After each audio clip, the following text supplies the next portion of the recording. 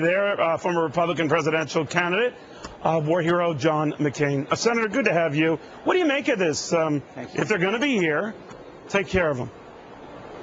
Well, first of all, Neil, they should not be eligible for any benefits. That would be crazy. But the major point here is that President Obama, with great fanfare, announced the closure of Guantanamo Bay, the prison at Gitmo, as we know it. And then nothing. In other words, they did what, that everybody would like to see done, at least around the world, etc. But then no addressing of the fundamental issues associated with it. What do you do with the detainees? What sort of system of trials do you have for them?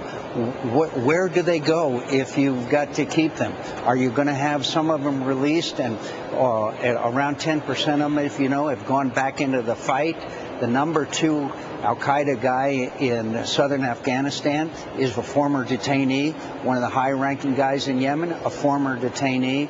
So we have to have a policy besides just announcing the, quote, closure of Gitmo. You see my point? I do. And this is the first time I've heard the administration say, Senator, maybe you follow this a lot more closely than do I, but that it's possible we are going to have some of these guys here who will never be tried and who could be just out on our streets. And I guess the point of the security director's view was, well, if they are, then we got to do something for them. What do you make of that? I make of it that's crazy, but I also make of it that there's going to be people who are enemy combatants that we can't convict in a court of law, okay? And it seems to me there's got to be a review of their cases that would be carried out by special courts so that they would have some kind of review. But to just release them, obviously, look, this is a very complex issue, and I don't want to get legalistic, right, but these are tough decisions that have to be made, including review of their cases, including what kind of trials, including the fact that they are enemy combatant, and our first and foremost priority is protection of the United States of America, and we're still, even if you want to call it overseas contingency, we're still in a struggle against radical Islamic extremists. But they shouldn't have welfare or any other benefit. But first we got to address the fundamental issue. If you're closing Gitmo, then what are you going to do with them? You see my point? I do. Let me ask you, though, a lot of countries have offered, we're told, to take some of these detainees. I don't know if we've formally taken them up on that offer. Should we call their bluff? If it is their bluff, what do you make of it? Well, first of all, I've not heard any real substantive offer. I heard that one country, and I've forgotten which one it is now, offered to take one, count them, one. These countries don't want them, Neil, otherwise they would have kept them themselves. So they've had ample opportunity, very frankly. That's not the solution to it, because they're just not going to take them. All right, let me, if you don't mind, Senator, switching gears a little bit, we are going to be hearing from the leaders of Pakistan and Afghanistan meeting with the president today. I think Hillary Clinton will be there as well. It comes at a touchy time here when the Taliban is within 60 miles of Islamabad. How dangerous is this right now in your eyes? I think it's dangerous. General Petraeus said the next few weeks in Pakistan will be very significant. I don't believe that Taliban is going to take over Pakistan. I do believe that the government is in trouble. I believe their economy is in trouble. I believe their military is still not convinced that their greatest enemy is from within and not India. Most of their military still want to combat or be prepared for a war with India. There's a lot of problems. I don't believe that the Taliban is going to take over, but I do believe that we have to do everything in our power to make sure their nuclear inventory is secure and help them in any possible way. I would give them some immediate direct aid. They have to be convinced we're there for the long term, not like before when we left the whole area, as you know. And so there's a lot of work to be done. But these are difficult times.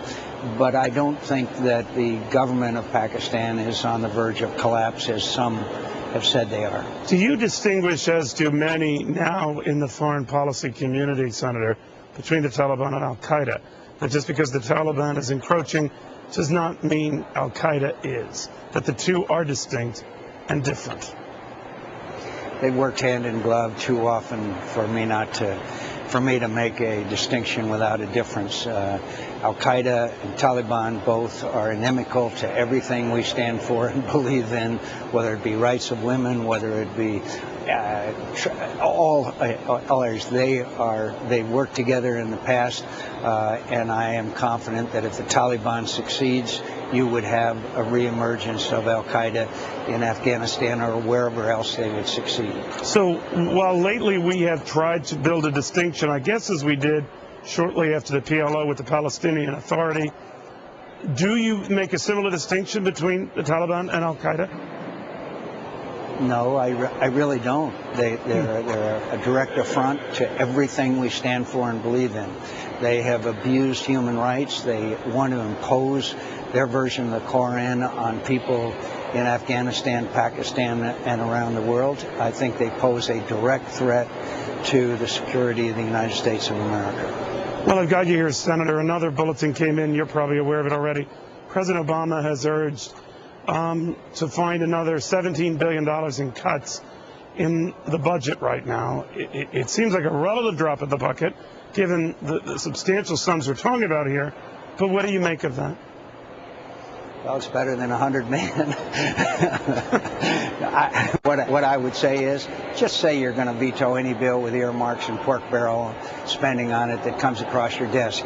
You'll cut tens of billions that way. It's amazing how much you just say no more earmarks, no more favors to constituents, no more. But they don't call them earmarks. They don't call them earmarks anymore, right, Senator? I mean, maybe they've gotten rid of the problem, they think, by not calling them earmarks. Isn't that the problem? Well, they may put lipstick on the pig, but it's still a pig. And the fact is, the earmarking goes on. The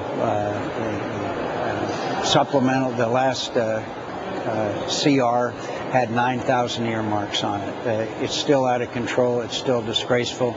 We read about its influence in the newspapers all over America.